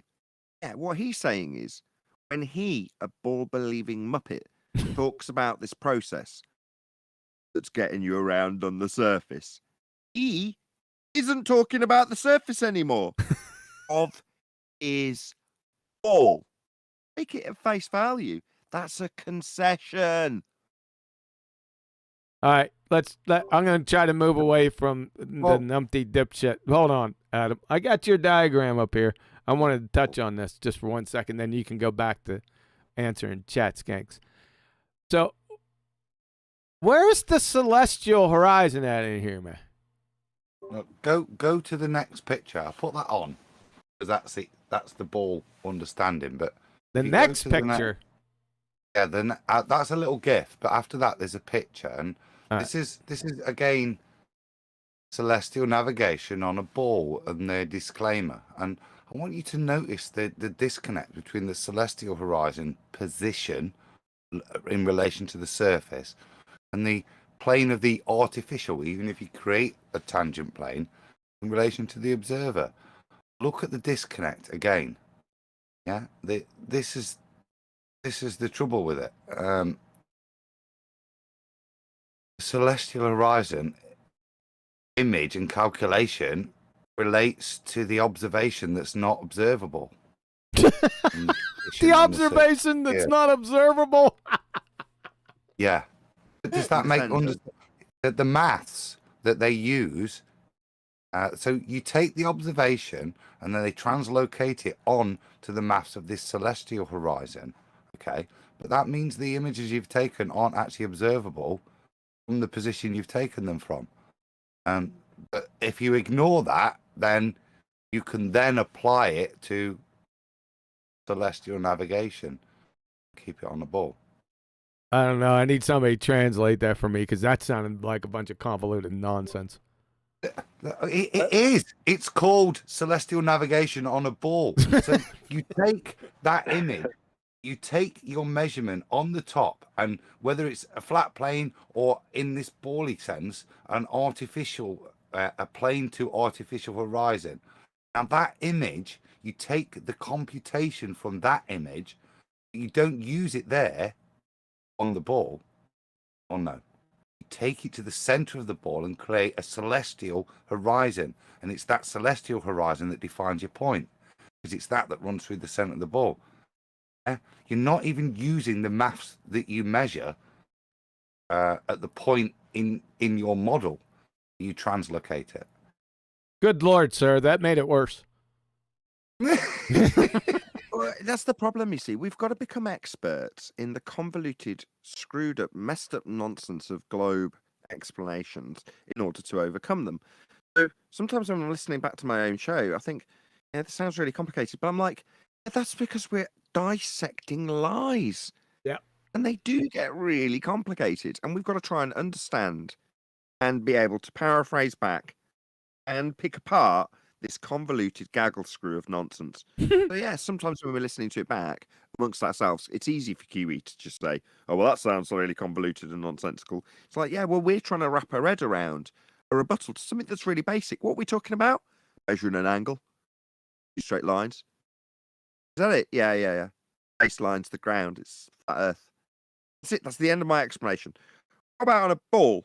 Well, if you take into account that you take a zenith and reciprocal zenith angles, and you take an angle to a second horizon at a geometric tangent point to a sphere Earth that we can't see, because it gets very complicated very quickly.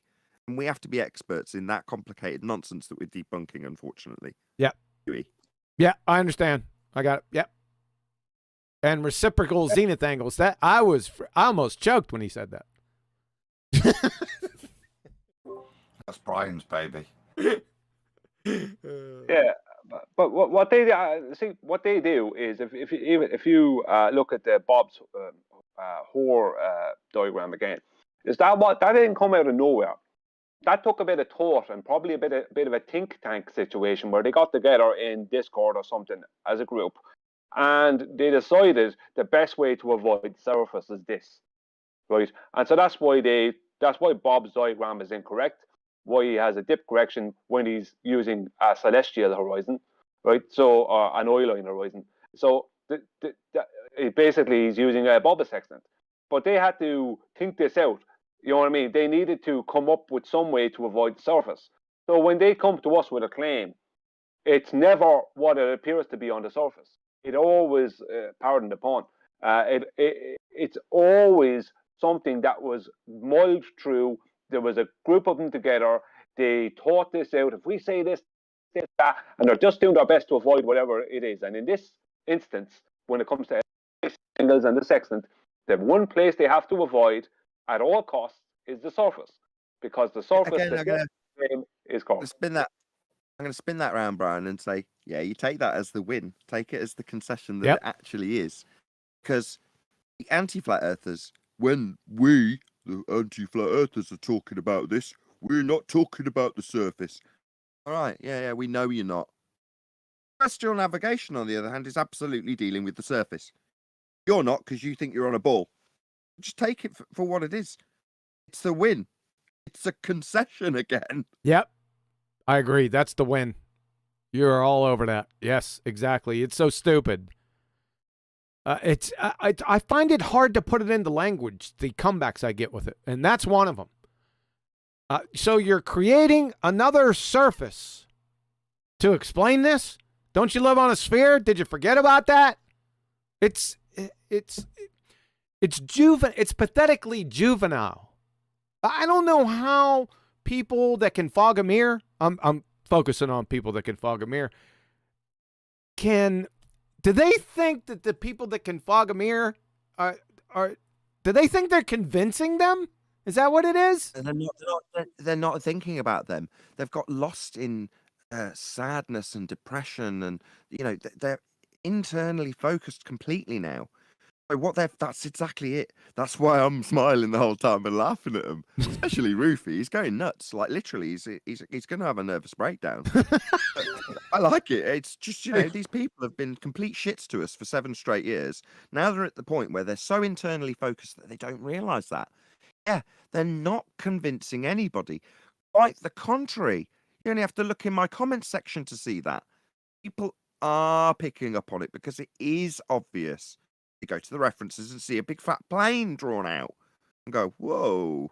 And then when somebody tries to justify it, they justify the plane that they're going to be using, not the sphere surface that they're not using. And that's really obvious. But if internally you've got so hung up on, no, I can make a flat plane work with my sphere that we're definitely standing on and show how it's got nothing to do with the ground, they don't hear what they're saying. I'll read it again, Nathan. Question for today. Do flat earthers understand that when ballers use the term horizontal plane, when we are talking about elevation angles, that ballers are not talking about the surface of the earth? Wow. End quote, Ruhif. In addition, when performing celestial navigation, it is only referencing the ground and uses a flat plane to do so. Your ball doesn't know, does it, Roofy? But thanks for clarifying that for us. We know. And so do you now.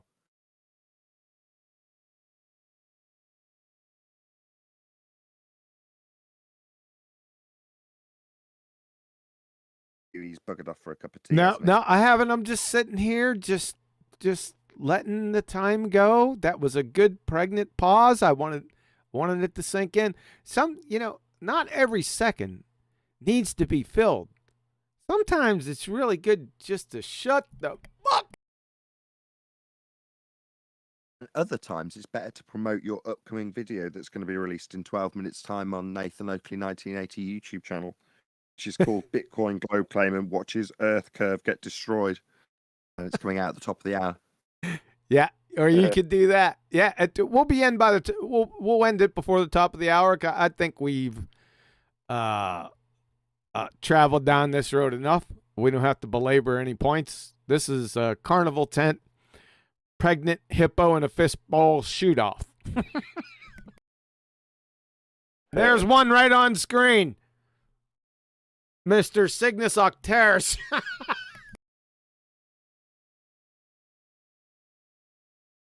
Yeah, it can be described as Dunning-Kruger a lot of the time on the anti-flat Earth side. These people are pseudo-intellectuals. They think they're really smart. Now, I consider a lot of the people around me as very, very humble, me included. I'm not pretending to be some sort of intellectual. I understand my subject matter well because I've been doing it a long time. That is what it is. People around me sometimes say, "Oh, you're an expert in this because you've been doing it so long." That may or may not be the case. I'm not trying to say, based on my expertise in flat Earth, the Earth is flat because. I just say the Earth is flat because celestial navigation requires it to be so. And that doesn't need me to appeal to any sort of intellectual prowess that I may or may not have. That's all our opponents seem to do. That's why they end up dubbing themselves things like Professor Dave. They're appealing to that magic trick. The science they don't actually have, pseudoscience, hijacked and called science. That is what they're appealing to when they use those magic tricks. I'm Dr. Phil. I'm Professor Dave. I'm whoever that they're going to try and portray as being smart while simultaneously only going after individuals in the community of the flat Earth based on their individual prowess and intelligence level. This person's thick. Therefore, you shouldn't believe their outstanding argument, even if they were completely idiotic. It wouldn't matter. All that matters is their argument. Yep, you got it. Well, I totally understand what you're saying, and you're correct. But I feel that you should have more, be a bit more forthright and confident about it. I personally am a subject matter expert in this topic. There is no way around that. No one could ever disprove that. So I am a subject matter expert in this topic, and I charge for my time, and that's what goes on. And I don't mind saying that, and I can back up every single bit of that. Love it. So it might, yeah. Love it. Yes, exactly, Brian. You have to have confidence. You have to go, yeah, I don't need to be arrogant. I don't need any of that. I can still be humble and be confident. Yep. I don't need to be arrogant. Arrogance is for people who aren't the real deal. Arrogant people aren't the real deal, normally. Well, you're not an expert because you say you're an expert. Back to Nathan's point. They're trying to use the title.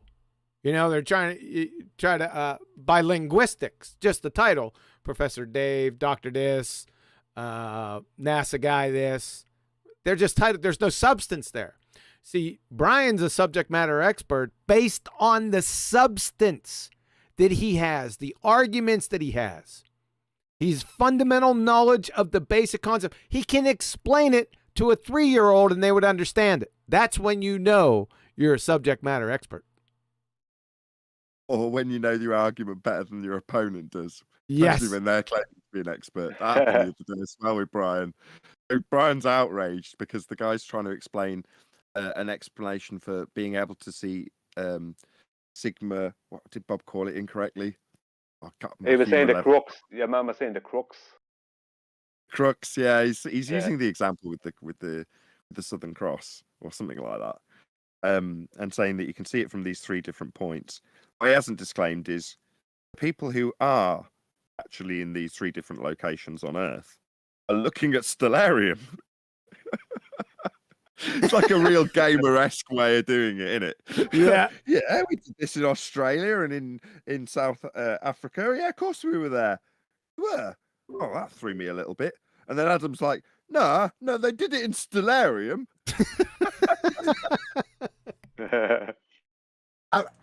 They may as well have been in the same internet cafe at their own laptops. Exactly. It's validity. They might as well be sat next to each other on 3 different PCs. It's that reality that once again, they are in the. I mean, if we accept the claim to be true, which I doubt it was, that there were these 3 people in these locations, none of them went outside and looked at the sky to validate it. Not one of them.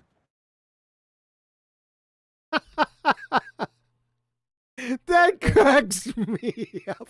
This is that. Remember the old argument? Remember, Nathan? We went over it a couple times. We had a couple numpty dipshits or state the argument that they were on South Africa. What was it? South Africa, Australia. Where else were they? Okay. And they would put pictures up, right? Their diagrams would have pictures of the same picture, just on 3 different orientations, and I'm like, are you retarded or something? That's one of the more train wreck arguments that I've come across. It's really hilarious. It's because it doesn't really matter. I know we can pull it apart, and Brian immediately launched into pulling that apart, and I had to sort of rein him in that instance, because the whole point of that convoluted mess isn't to actually prove that the observation takes place or is correct or accurate. None of that's really relevant. It's only being used to beg the question of antipodal positioning. Right. When they get to the south. So it could be fire in the sky. Let's just make up something nonsense, right? There's only fire in the sky in the south, right? So long as I say, well, I walked south, that would be, I remained level on my journey.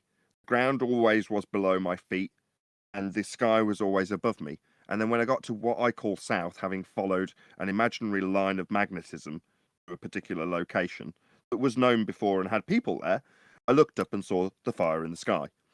With that explanation, that in no way suggests, infers, or proves that there's anything spherical going on. Just moved south and looked up. Now, if I rephrase it to an affirming the consequent formal logical fallacy, which would be if P, then Q, Q, therefore P, I say if the Earth is a sphere, then I will move antipode from my position south and see fire in the sky. I do move antipode, my assumption, from my position to the bottom of a sphere and see fire in the sky, therefore the Earth's a sphere. That's how it's formulated. So the only real point is to beg the question. Get it into the fallacy with something wrapped around it that seems like it's proof, and get you to focus on are they actually looking south? Have they accounted for magnetic declination? Not relevant. Are they assuming they're on the bottom of a sphere? Yeah, that bit's definitely relevant. That's it's connected. It's connected. It's a jokester argument. Now listen, before we go on and on, we're going to wrap it up because your show's coming out and we got business to conduct. So let's go. Maybe you can deal with it a little bit, Brian, when you're on your time. But let's go ahead and wrap it up, Nathan. Well, we'll start at the top anyway. Brian, go ahead.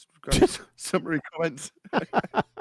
No, I really enjoyed it. It was nice. It was to have just an open panel. We didn't go through loads of topics, but there was no need to because we went through the most important one, the most present one. Thanks for having me on the show. Really enjoyed it. My YouTube channel is Brian's Logic, and there's going to be some good stuff there. If you like what's there, and if you don't, then there won't be good stuff there. So I don't know what to say. Have a look or don't. Fair enough. Cowboy, did you want to add anything?